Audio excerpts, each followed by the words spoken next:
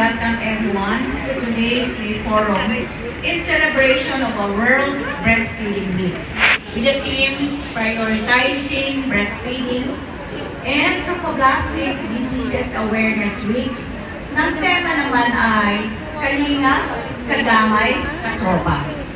Kahapon, nagsimula po ang ating selebrasyon sa pamamagitan ng isang painting contest na nagpapakita ng galing, sining, at talento ng ating mga local na mga artists.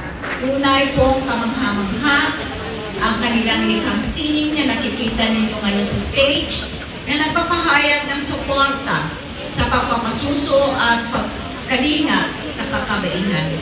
Nagkaroon po tayo ng Mother's Class sa ating Obigay Award ng pamunahan ng ating HEPO at nagkaroon po tayo ng pagbibigay ng unang yakap kits sa mga admitted mothers. Ngayon naman, we offer a creative twist to our activities. Sayuntis, sayaw ng mga buntis, a joyful and empowering dance performed by expectant mothers to the rhythm of ethnic music. This activity celebrates life, movement, and motherhood in a fun and meaningful way. We are also deeply honored to be joined by a distinguished guest speaker, an expert in trophoblastic diseases, and an esteemed professor from the University of the Philippines and the Philippine General Hospital, Dr. Cagayan. Her presence here underscores her commitment to promoting awareness, advancing knowledge, and providing expert care in women's health.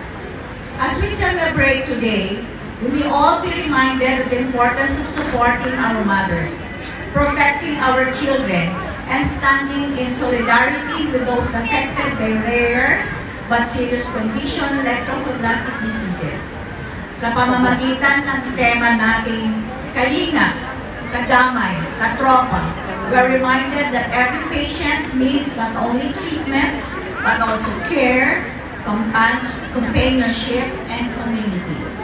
To all our guests, participants, and partners, thank you for being here. Maraming salamat po sa inyong suporta at pagkakiisa. Let us learn, celebrate, and move together for better health and stronger communities. Maraming salamat po at mabuhay tayong lahat.